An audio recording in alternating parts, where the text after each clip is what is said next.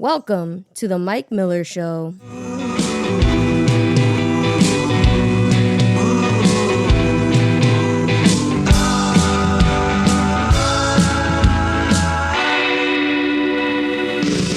I be a good man? Will I be true to myself? Be true to you. You know what? Happy Friday, y'all. Jessica, I don't know if, in fact, I know, now that I start to say it, the music does not actually cut off for the folks when it cuts off for me. And let me explain to the folks. It lowers, correct, Jessica? Yes. And then I start talking and then it fades. Yes.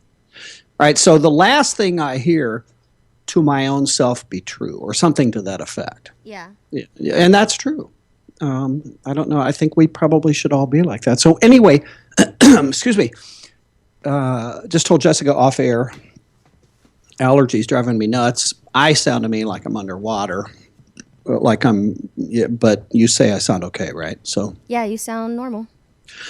well, for me.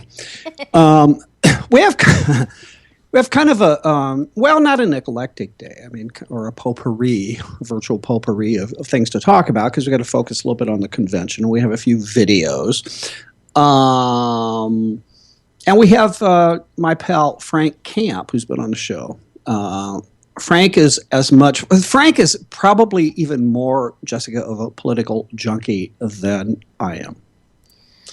That I think might be correct. And that's hard. But remember and I liked it when he said it, and I never forgot it. He said that politics is his Super Bowl on a previous show. Yes, he did. Yeah, I can't compare the two because I'm a sports freak. All right, so we got stuff to talk about. I want to talk to you about something first, though, that I bet you know more about than I do because of where you live. Okay. I'm looking at Drudge, and in the left column, and I don't know if you ever get on Drudge. Do you get on Drudge?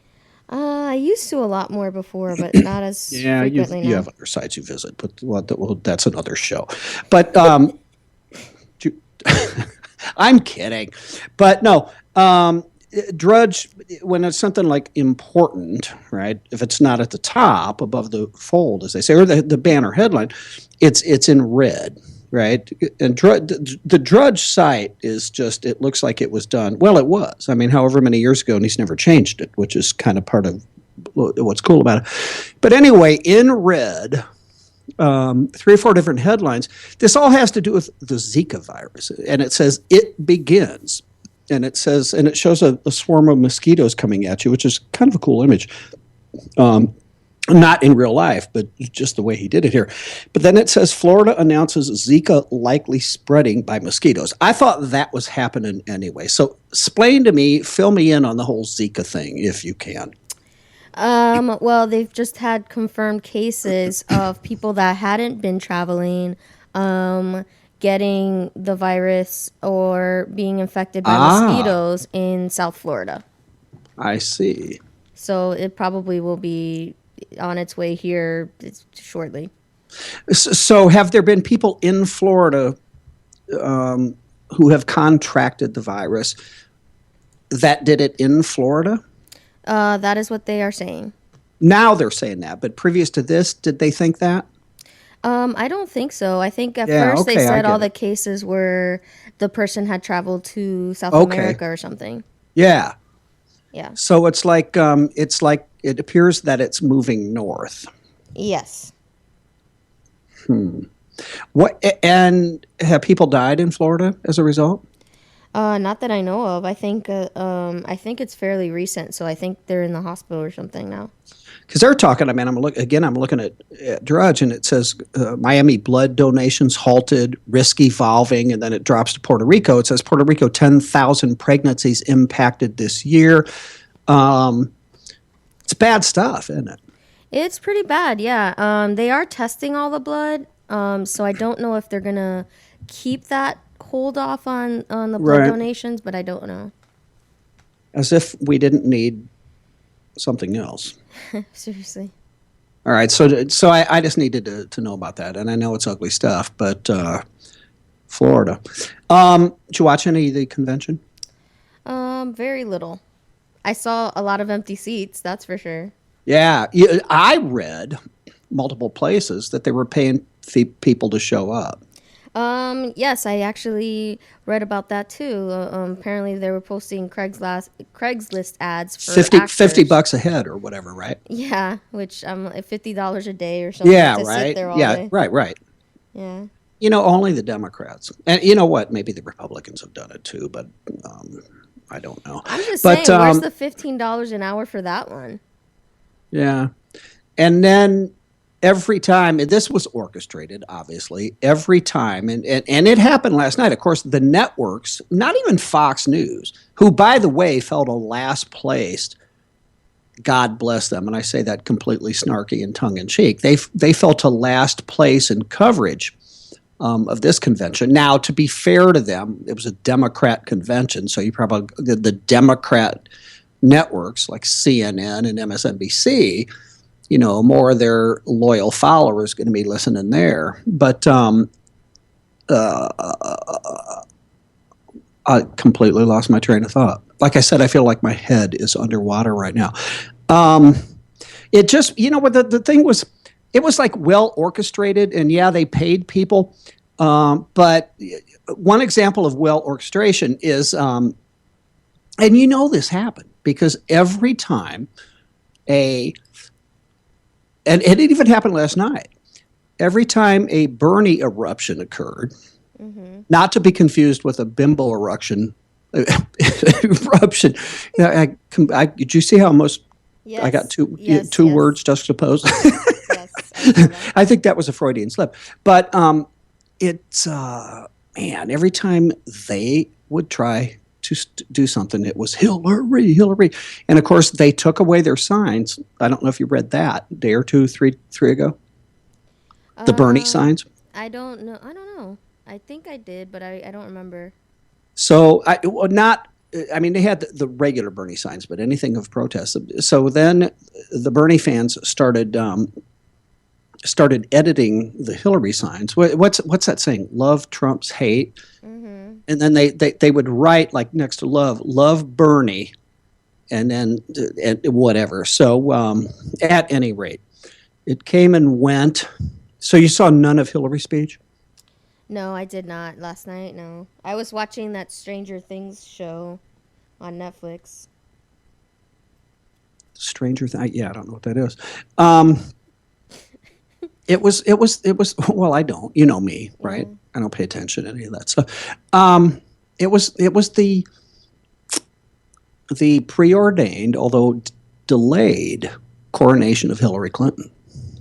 I mean, it was, and she beamed, did the whole,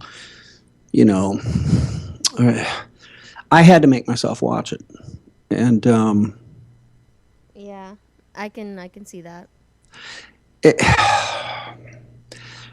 Who'd have thunk it, right? We finally, I mean, you every once in a while, it's more often than generationally, you have kind of a changing of the guard when, when Barack Obama replaced or defeated Bush, that marked an end to World War II era presidents. So we get this Barack Obama comes in, and then you think, okay, we're going to move on to a new generation. And here we are right back to the Clintons. And it was, I couldn't help thinking after the speech was over, just watching them parade around the stage together. I mean, it was just, I almost threw up in my mouth. Because did you see or read anything about his speech? I heard his speech talking about how he was, how he fell in love with her and everything like that. Oh my And God. Fainting, It was, fainting you'd have there. thought it was the script from Love Story. Yeah, exactly. I mean, it was, you know what? I'm sorry, but there are multiple women out there who beg to differ. Look, they have a bond. I mean, we know that. I mean, some have speculated that it was prearranged from the beginning. I doubt that that's true. but I believe that they probably grew apart through the years based on probably I mean, she, had ambitions of her own and finds herself in Arkansas. There may have been a bit of resentment there. There might have been fights. There might not have. She might have been thrilled as peach punch in Arkansas. I think And- she was always very politically minded. Well, but from the very beginning, well, it was, but was there true love from the very beginning based on the politics? I'm just saying at some point, I think the separate bedrooms thing came. And none of us will ever know why, in which I don't think there ever was a time where there wasn't separate bedrooms. I really think that this was a plan from when they were Okay, really? Well, I mean, I don't think there was ever a true love anything. I think they both were lawyers. They were both very schemed smart. from the beginning. They know that in order to be successful in politics, you have to be married, have a kid. They did all the They did requisites. have the requisite kid, didn't they? Yes, they had to do everything, and just one, obviously. Yeah. So you know what I'm saying? I really feel like there was never that it was always like a business partnership, in my opinion. But that's because I have my own. If you guys heard that click, I jerked my microphone cord out in excitement, and I put it back in. I don't know. I mean, I try to give them the benefit of the doubt, which is very difficult. I mean, no, I don't. But I'm just thinking, like back being in college and you're young and you fall in love. But again, many have speculated as you are now. So, Well, but I think there's my thoughts on Hillary's extracurricular activities. oh yeah. So, Did you see? By the way, I reposted, and I know you've seen this image before, other places, but that where she's standing next to Christina Aguilera. Oh, I have seen that. Yeah. Yeah, so that's one of my oldies but goodies. But I put it back up again today, and I asked for captions. And most, you know what? Maybe it's just me because I do crack myself up. But most people who put captions down, and lots of them do when I ask, they suck. So I had to add. Yes, there's a lot of people that think they're very funny. Yeah. My favorite one I came up with today, and you've seen the picture, right? Yes. Was, hey, what do you say the four of us have a couple of bottle of wines after we get out of here? That's cool. That's pretty good, right? Yes, I like that one.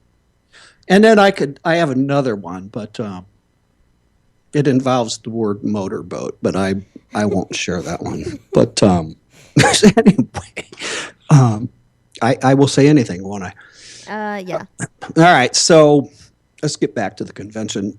Breaking news, by the way, and this kind of is, and it's no big deal, but who is this? Nielsen data.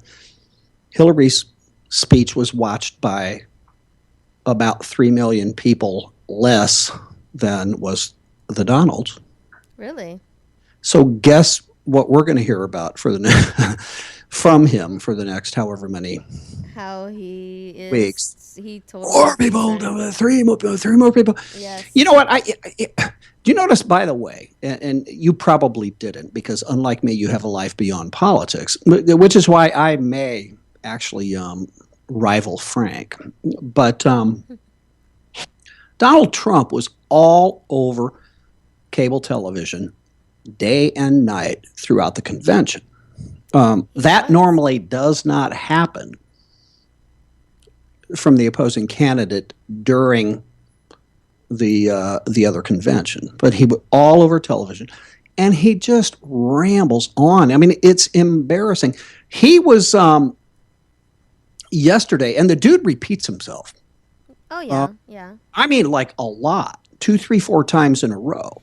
Now I know I he's think that's the 70, plan. but he's not 85. But so he was rambling on yesterday about how, and he used to say this during the campaign about how he beat Rubio and Rubio came in third, whatever primary it was, Florida maybe. Florida, I know because he won Florida, but the media presented it, and he was on. He must have talked about that for 10 or 15, 8, 10 minutes. And I'm thinking to myself, why? What relevance does that have now? Why are you talking about a primary and who came in where and how the media reported it? But that's what he does. But I think there was some article. I think I saw something where Rubio made some comments or something. So it's probably just a jab at that. But I'm not 100% sure about that. The only thing let me give him a little bit of credit, and then we got to move on because I know we got some vids, but or some clips, but maybe he's just trying to continue to remind people that the media treats him unfairly, and as a result, when they continue in his mind to treat him unfairly, he's going to keep reminding them. So anyway, there's that. Let's see. Let me say this real quick before we go to a couple of our clips. I mentioned the Democrat cable channels, specifically CNN and MSNBC. There's a video which does not lend itself to radio or audio. Wolf Blitzer, chief political analyst Gloria Borger, drinking wine, dancing with delegates to Sweet Caroline at the Hillary victory party last night at the convention. So you have that going on. I just find that affirmative. Nothing else. Nothing less, nothing more. Okay, so where are we? Okay, I have a Hillary clip. Okay, Hillary talked forever. She said all the requisite stuff, how her family growing up, and she hugged and thanked Chelsea and Bill, thanked him and the whole bit, and talked about the founding fathers and the revolution. I mean, she did all the stuff, right? Yeah. But everybody knew where she was headed, and that was trashing Donald Trump, which is to be expected. I mean, that happened. I mean, gosh knows he trashed her, and it happens at every convention, always has, always will. But we have a short clip here that I want to play because I think it was her best line of the night, if not the best line about Trump at the convention, because it, like humor, what makes humor funny, it contains an element of truth. Let's hear this clip from Hillary about the Donald last night. Donald Trump can't even handle the rough and tumble of a presidential campaign. He loses his cool at the slightest provocation. When he's gotten a tough question from a reporter, when he's challenged in a debate, when he sees a protester at a rally. Imagine, if you dare, imagine him in the Oval Office facing a real crisis. A man you can bait with a tweet is not a man we can trust with nuclear weapons.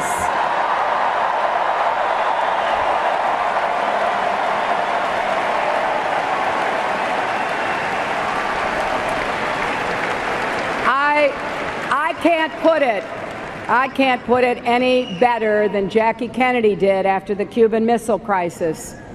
She said that what worried President Kennedy during that very dangerous time was that a war might be started, not by big men with self-control and restraint, but by little men, the ones moved by fear and pride.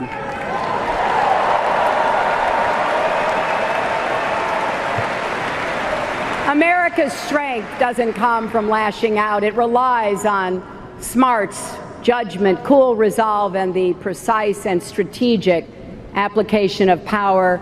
And that's the kind of commander-in-chief I pledge to be.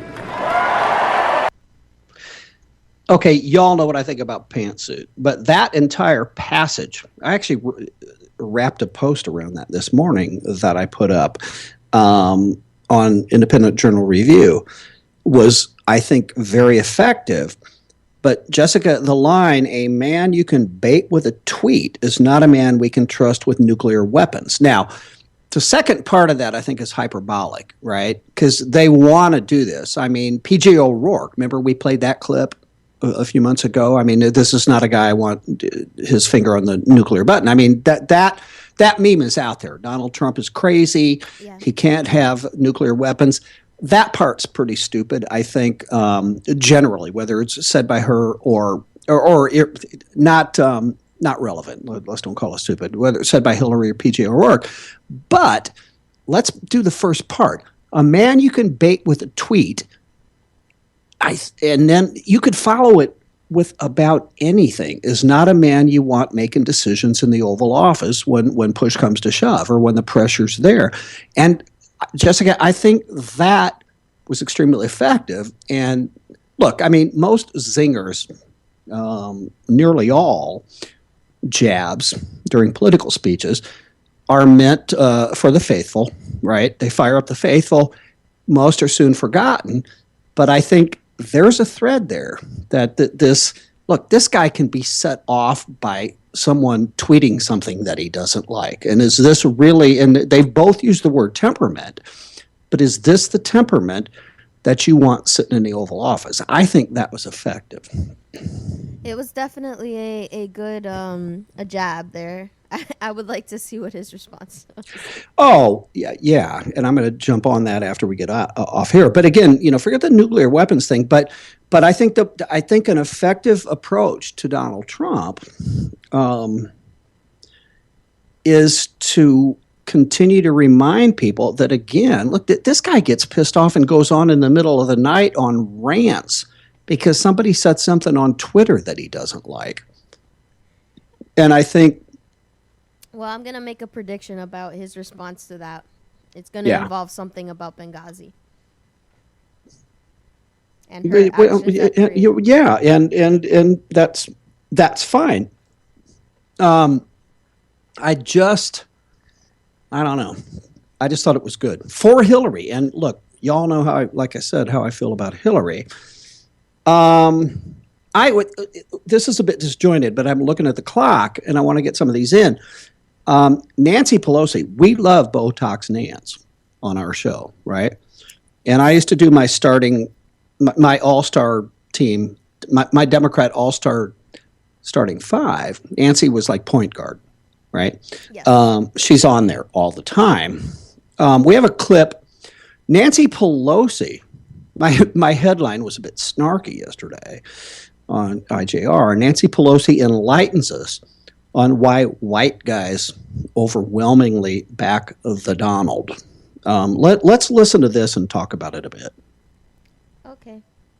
I don't think anyone is closer to the voters in Washington than members of the House of Representatives. Right. You know that place very well. Right now, Donald Trump is doing much better than Hillary Clinton among white men, and particularly white men who have not attended college. How does Hillary Clinton counter that? With an economic agenda to create jobs, good-paying jobs, increasing paychecks. The economic agenda is what is really, it's about the economy. That statement, it's not a cliche, it's a fact. And I think that so many times white, non-college educated white males have voted Republican. They voted against their own economic interest because of guns, because of gays, and because of God, the 3 Gs, God being the woman's right to choose. That is softening. Some of those people were never going to be voting Democratic anyway, but I believe that with the turnout that we expect to have, we will draw some of them in with our message and enough other people to win the election. See what they did, right? Yeah. What are they saying, right? Well, like, yes, stupid white guys vote for Donald Trump because they don't know any better. I mean, they vote Republican all the time, right? And it always comes down to, as she said, the 3 Gs, guns, gays, and God. And interestingly, Jessica, her reference to God, she ties to abortion. Did you catch that? Yeah, I did. I was waiting for that meander to go. But yes, I got it. Man, I'm sure you do not know who Richard Grenell is, but he is he was spokesman for at least, for 4 different UN ambassadors, including John Negroponte. He is a regular on Fox. He is a conservative gay man. Has a prestigious consulting firm as we speak, but he went on Brett Baier, and they're talking about Pelosi's speech, and he said, "I have a message for Ms. Pelosi. I'm gay, Harvard educated, and pro-gun." And I thought that was pretty impressive. That is pretty cool. Yeah, he's pretty cool. Okay, you sent me. I'm trying to multitask. Actually, do 3 things at once, and it's not working. What did you just tell me? Which one do you think? We can hit the Facebook video. Got time. Let's do it. Let's just do it. Okay, you're not gonna. No. Here's the important thing about that 3 a.m. phone call. What you want is somebody who's, first of all, going to get all the facts and gather up good intelligence. We've seen rage and violence directed at American embassies over an awful internet video. The second thing you want is somebody who is able to analyze the situation, the costs and benefits of action. We were told to wait, stand down. We were delayed 3 times. The most important thing that you need is somebody who's going to exercise good judgment. I should have used 2 accounts, one for personal, one for work-related emails. That was a mistake.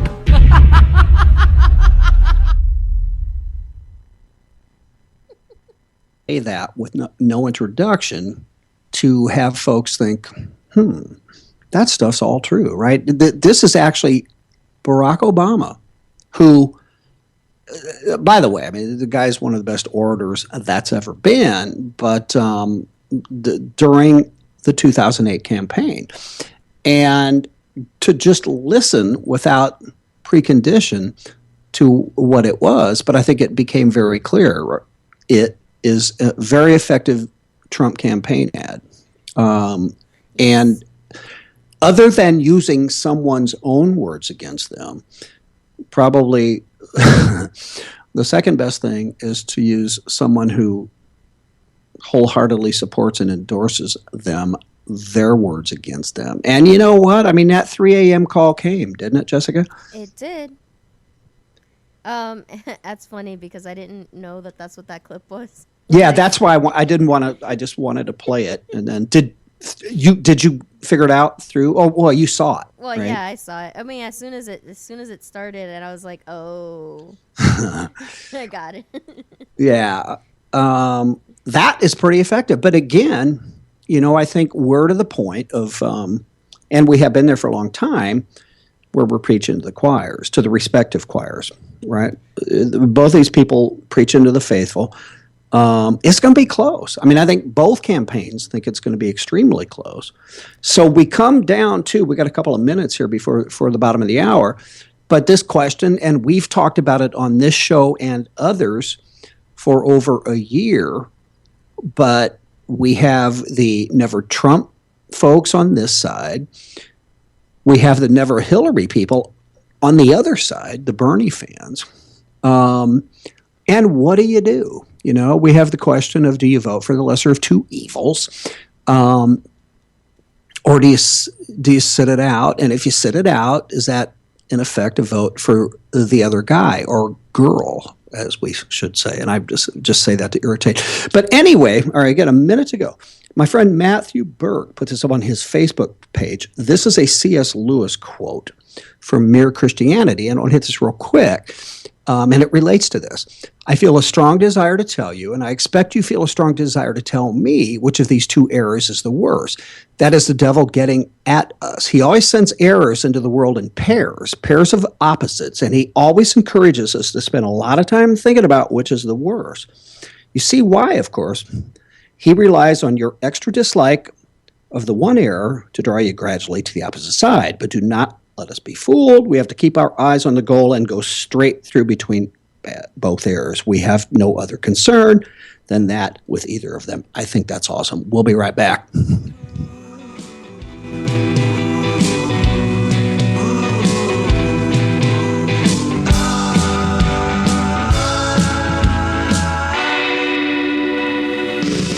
I be a good man? Will I be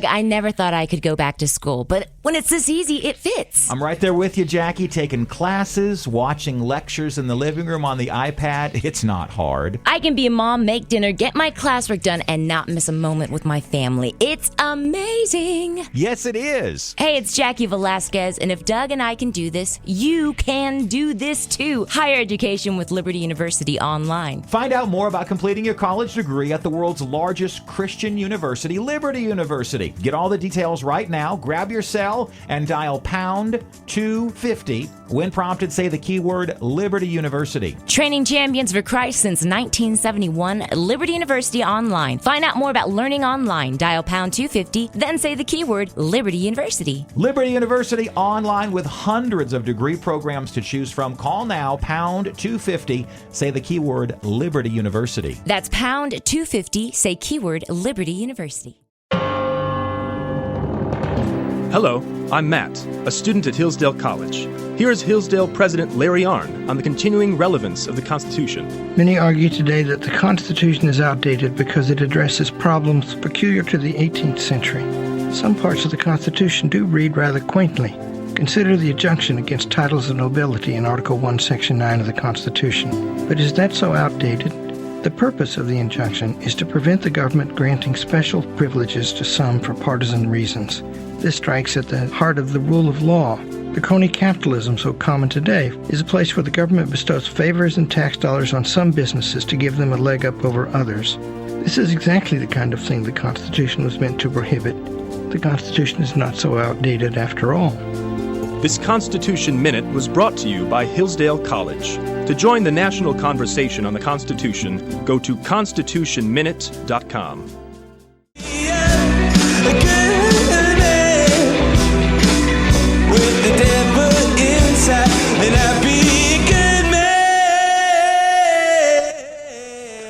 Welcome back to the second segment of the Mike Miller Show with trusty sidekick Jessica Jane. As promised at the top, we are joined by a pal of mine, a regular guest, a fellow IJRer, and that being Independent Journal Review, Frank Camp. Frank, welcome back, brother. Hey, what's up?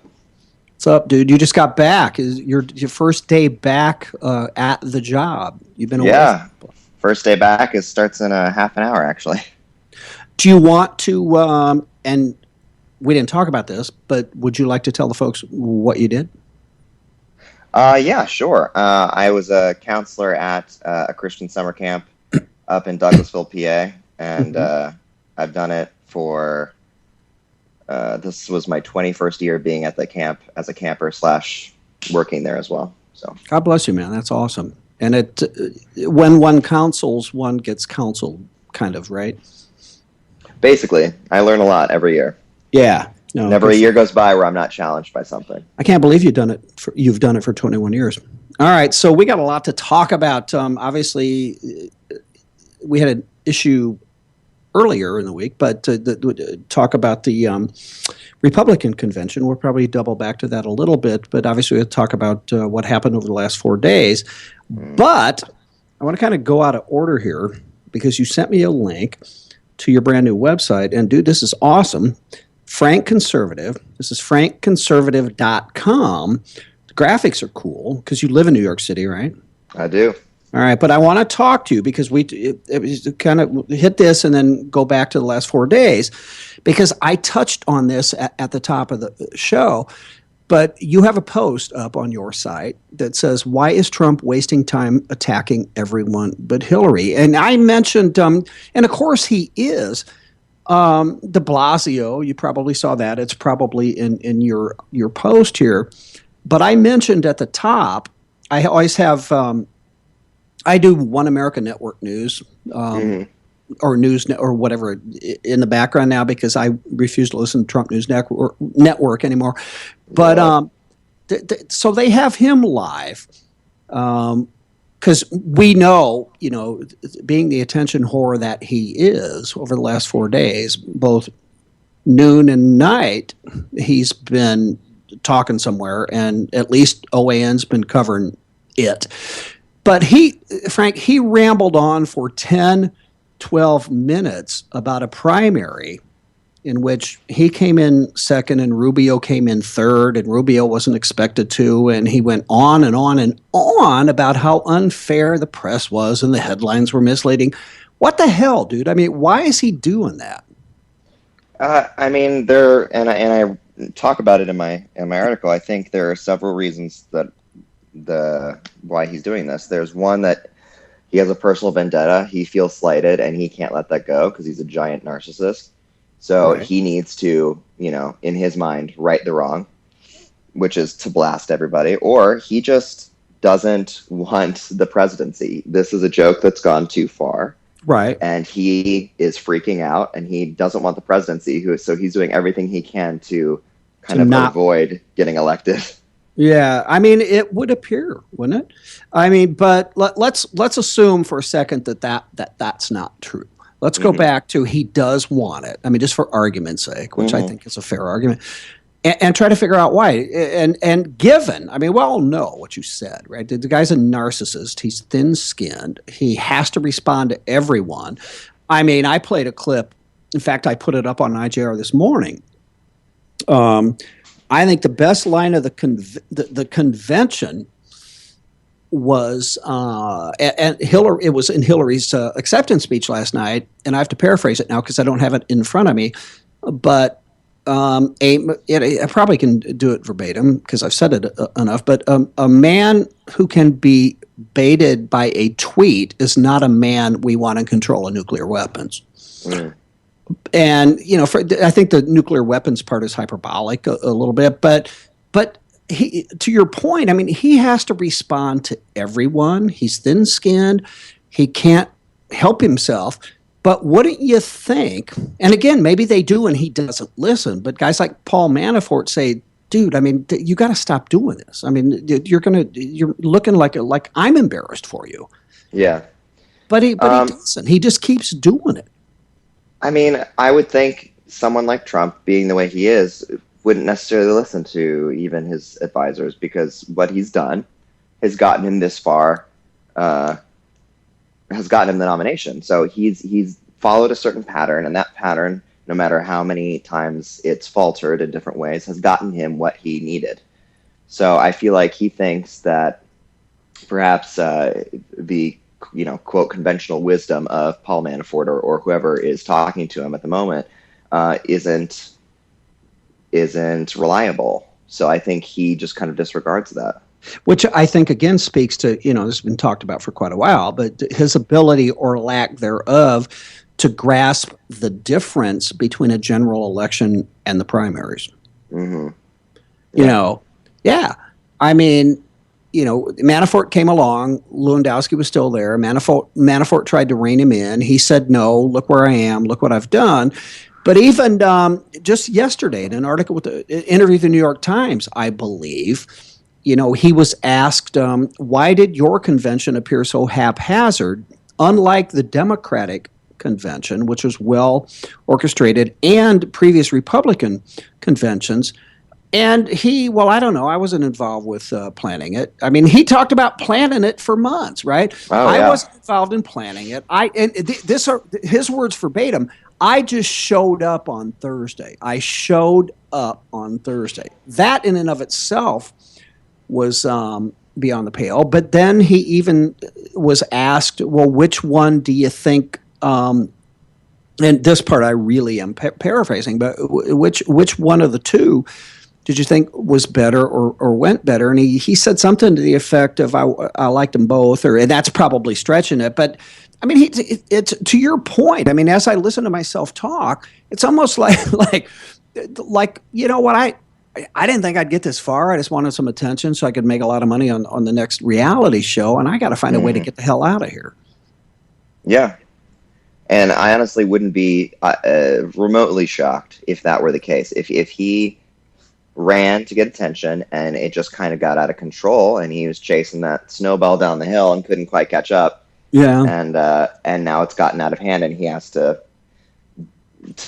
go forward into this general election and he's completely unprepared. Torpedo himself, or they're completely unorganized and unstructured. I mean, but then again, you have the dichotomy of his, Donald Trump hates to lose. Donald Trump loves to win, as he tells us, on a regular basis.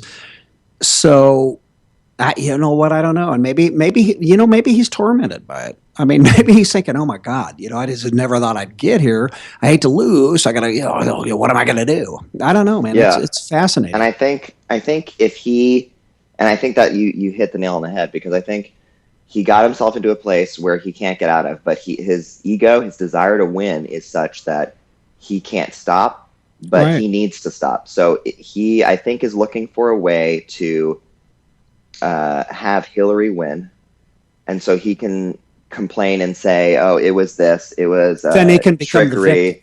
victim. The victim. Yes, and he can say he won't have lost. He will have been a victim of cheating. He will have been a victim of some kind of scandal. He will have been the victim of something, like he was the victim every other day during the primary campaign. Yeah, great point. Because the next best thing to winning is being the victim and having been cheated. It's being cheated. Yeah, because then you can say, "I was the winner, even though I didn't win."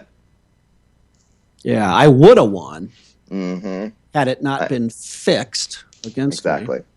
And the way, I mean, did you hear him just singing the praises of Reince Priebus the other day, comparing him to Debbie Wasserman Schultz? You would have thought that Reince Priebus was his hero from birth, but I think we could play a few clips where he skewered Reince throughout the process. So, I mean, I think a lot of stuff he makes up as he goes. A lot of stuff he has no conviction, so he doesn't remember what he said yesterday, right? What's the old line? What the best thing about not lying is you never have to remember what you said. Yeah, and something along those lines. So I still can't believe it. I mean, I still can't believe that we're here. All right, so what are you going to do in November?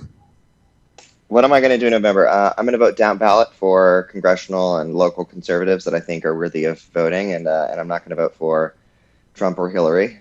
I may, write in some candidate just because, even though that does nothing. But I'm not going to vote for either of them. I just can't allow that. I toggle back and forth. I mean, I'm on the record as saying I will vote for the candidate of my party. And I've also told folks in candor that that's really hard commitment to keep. But if you had to, let's do it this way quickly, because I still want to talk about the Democrat thing. But if you had to choose, not to vote for, but if you had to say, and I guess this is kind of a roundabout way, but which one of those people would you rather have in the Oval Office? Hillary. And keep your conscience clear. Hillary. Right? Yes, because if she is in office, we will have someone to oppose, one. And two, and I think this is the most important part, is that if Trump wins, Americans will erroneously believe that he represents conservatism, and that will completely shatter conservatism for a while. And I think we can take it on the jaw for Hillary for 4 years. I don't think we can handle a Trump victory and come back from that in the next decade. Could not have said it better. In fact, I was going to go there if you didn't. Yeah, I think that the not permanent, but the intermediate to somewhat long-term detriment to conservatism and that party, which are two different things, as we both know. I mean, they're not mutually inclusive necessarily. I think would be a whole lot harder to come back from. Yeah, I agree. And so that's why, gun to my head, I would say I would prefer Hillary for 4 years, even though that horrifies me. It horrifies me as well, but I concur.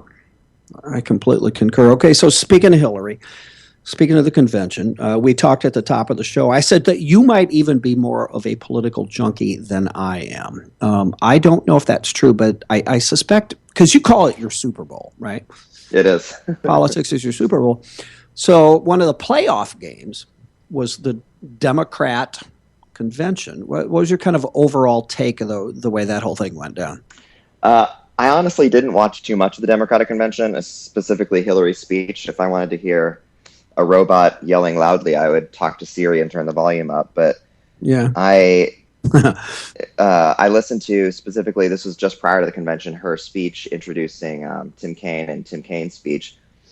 And it was just typical pandering and straw men, and that's what the whole convention really was. It was one straw man after another, and pandering to every little niche group that they need to pander to. And in that way, I think they did a good job. I think they did what they needed to do, because it went fine. I mean, Hillary's, for a sociopath, one would think she'd be a little bit smoother and more convincing, but she's terrible. To part of your point, I have been referring for the last several days to the Democratic National Black Lives Matter Illegal Immigrant LGBTQ glass ceiling shattering convention. That's exactly it. Yeah, that pretty much sums up those groups to which you referred in terms of pandering. And that's what the Democrats do, isn't it? I mean, that's what they've had to do for decades. Mm-hmm. They have to patch together disparate groups who have now kind of all come together and sung Kumbaya. It wasn't always like that. But if they didn't do that, if they did not pander to those groups successfully, they would never win a national election, in my humble opinion. Oh, no. It's that coalition of disparate groups that keep them alive. Except the values that those groups have are contradictory often to one another, but they compartmentalize those groups, and it's like the right hand not knowing what the left hand is doing. No, and go ahead, man. Oh no, that was my point essentially. I mean, and you said it. I mean, and I agree. I mean, they pull this thing off. Going into the convention, several questions, right? I mean, how would the Bernie fans behave? Would they be extremely disruptive inside the hall? Would the thing end in total harmony with everybody buying the world a Coke? Would Hillary be exalted? I mean, there were several questions going into this thing, but I think by and large they pulled it off pretty well. Yeah, I think it was a relatively smoothly run convention, and they did what they needed to do. Did you see? Is all you can say. Yeah, they did. They did. But you know what? They seem to, at least of late, they seem to always do that. Republicans tend to form a circular firing squad, guns pointed inward, where these people tend to circle the wagons, these people being the Democrats. Speaking of a Democrat, did you see or read anything about Bill Clinton's speech the other night? I did read a little bit about it, that it was a little empty. It was a love story. Yeah, I told love. In fact, I told Jessica at the top. I said, had you not known better, you'd have thought this was the script from the love story. It just was. I mean, it could not have been any more of a crock as it relates to, their long walks and holding hands and gazing to one another's eyes wistfully. And, I mean, no mention of, turn. Oh my God. I mean, not that you're going to mention, well, except for Monica and Jessica, Jennifer Flowers and all of these different women. You're not going to mention that, but I mean, how many people, and the people in the hall loving it, right? Democrats across the country. I have a good friend here in Indianapolis, high-profile attorney downtown, as liberal as I am conservative, posts a picture of him and his small children watching it last night, and how proud he was of them and his indoctrination. Of course, he didn't say indoctrination, but it was just a complete and utter crock. But speaking of him, did you read or see this notion or question of did he actually fall asleep last night while she was talking? I had not seen that. That's brilliant. I put the video on IJR earlier, but it looks like he did. I mean, it's a short clip. Tim Kaine is sitting next to him. They're in the front row, and he looks like he's battling it too. Tim Kaine, like he's going to be the next one to nod off. But Bill Clinton appeared to fall asleep. He had his eyes closed for a while, and I did a snarky headline, something to the effect of, unless he had Hillary's speech written on the inside of his eyelids, he took a nap during the speech. And at what, he had the eyes closed. Now, one could say, well, he was just listening and in appreciation. But at one head, you know how you kind of do that, like your head nods to the Yeah, well, he did that too. So we started talking about it on Facebook. This question or this notion of his health has come up in the past. And I have been aware of it. I used to be friends with Kathleen Willey. You know who she is? Mm-hmm. Yeah, I had her on my old show a couple, 2 or 3 times. And then it's a long story, but she didn't like me anymore. And it's my fault. She has a bit of a screw loose. And I thought I was sending a message to someone else about having her on the show, and I referenced that. I did not use the screw loose. Well, guess what? I accidentally sent it to her. The classic. Yeah. Classic foible. I tried to get out of it. That didn't work. But she started talking to me about this a couple, 2, 3 years ago, and his hands were shaking and the whole bit. And I put up an image of this guy this morning on Facebook. If you look at it closely, I mean, he's got his mouth is, how he does that. His mouth is agape. That whole. But and again, he's sitting in the front row. This vacant look in his eyes. He's just kind of staring forward. And I don't know why we're wasting time talking about Bill Clinton. But I wouldn't be surprised. I mean, he's had what a quadruple bypass. He's getting up there in years, and you never know the true health of these people. They cover stuff up. So well, I mean, this goes back. I wouldn't be surprised. Yeah, but anyway, a friend, somewhat well informed on Facebook, that was saying he wouldn't be surprised if they kind of blood doped him and gave him whatever just to get him pumped up, because the dude gave a brilliant speech, and we know, along with Barack Obama, Bill Clinton is one of the better orators in recent history. So, yeah, it's a shame Hillary doesn't have his charm. She's like Bill Clinton with every ounce of charm sucked out of her. And man, you talk about 2 peas in a pod. Other than, again, personality and charm and love for people. I don't know. What do you think? Let's go back a little bit. We got a few minutes, but back to cast our minds back to the Republican convention and dust off the cobwebs. Do you have any thoughts about how that went? Oh yes, I could not have been more, and I'm sure you saw it on Facebook. I could not have been more proud of Ted Cruz for basically just sticking a knife in Donald Trump. Like, he really did. That took balls to get up there and do what he did, and then the presser afterwards was fantastic. You loved the "Vote Your Conscience" line. Yes. Why do you think that they was had brilliant? Okay, so did he deviate from the script, or if not, or if he was not required, which most in those situations, most speakers are required to submit their speeches ahead of time. But why did they take that chance and have him speak? I think there's one of 2 possibilities. I think they did. I had heard that his speech had been submitted and that it was approved. Whether or not he deviated, I don't think he did. I think it was a setup for.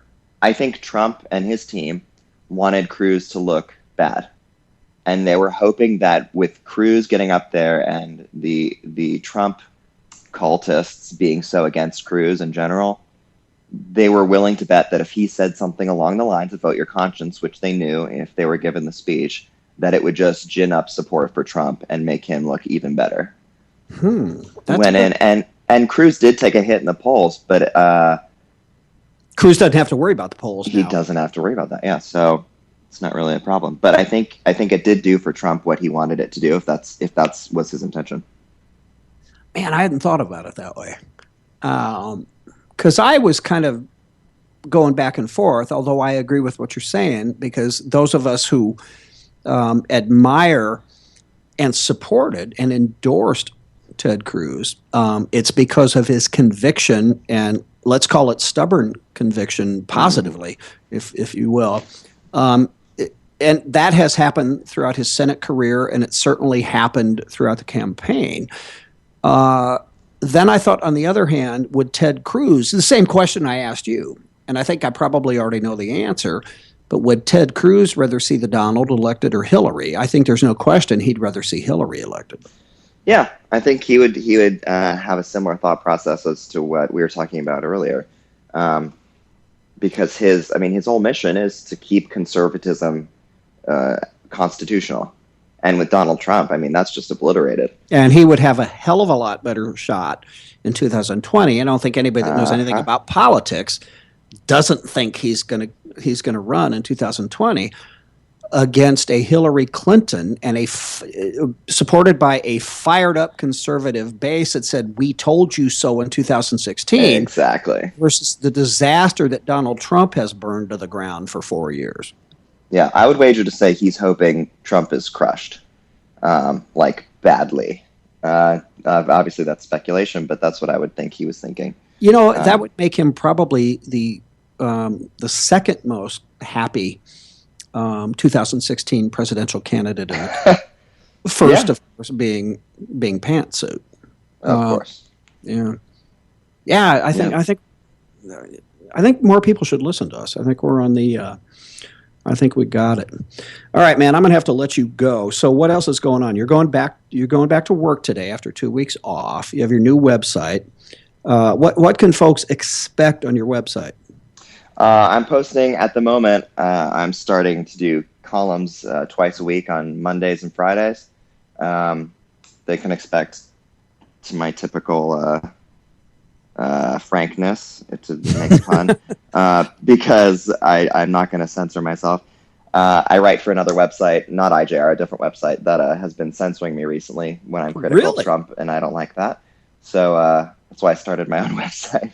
Dude, tell me off air or message me who that is, and that will be between us. But I will.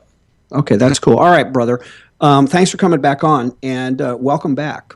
Yeah, glad to be back. All right, man. See ya. See ya. Jessica, censorship. Yeah, that's messed up. It's way messed up.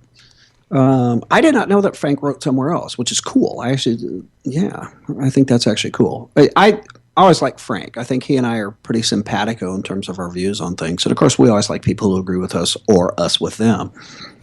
Yeah. Yeah. All right. We got 2 minutes. Tell me about that dopey show that you watched, just because I got a lot of stuff that we're not going to get to. That dopey show. No. Yeah. It's just a new Netflix show that everybody has been talking about. I thought it was all right. What's the name of it? Stranger Things. Oh, that's actually the name of it? Okay. So I thought you were just kind of paraphrasing it. Give me a synopsis in terms of what it's about. Well, this kid disappears and there's just some weird stuff that happens that nobody really understands what's going on. Then they find the kid's body, but it turns out it's not real. So wait, it's not really him, or it's not a real body? It's not really his body. Okay, all right. Yeah, so it's interesting. So, and this is a series? It's a series, yeah. I think it was like 8 episodes. Okay. It's pretty good. So how many are you in? How deep? Oh, I finished it. In how many sittings? I think we saw it in like 3 days. Yeah, isn't that fun? I mean, that's what's cool about Netflix. Then again, I raced through this season's House of Cards, and then I was like, "Why'd you do that?" Because now you got to wait, a whole other year. Yeah, that's the good and the bad of it. It's like, but you can't stop yourself once you get going. Exactly. It's kind of like what happened with Orange is the New Black for me. I was just like, oh my God, it's over already. See, I don't know what that is. No, I know what it is, but I've never seen that either. I don't think it's your kind of show. I don't think it is either, which is why I've never seen it. Yeah. Do you have any quick recommendations on, because, okay, wait, I basically watch nothing. There's anything I'm missing that I should watch? Because we're under 30 seconds, but what am I missing? Anything? No, not that I know of. No, I will let you know for sure. Okay, that makes me happy. Okay, speaking of, well, we're unhappy because we're out of here. We had a bunch more stuff, but I talk too much, which you guys know. We will be back next Monday. This is Mike Miller, Jessica Jane. Thanks, Frank. Thanks, you guys.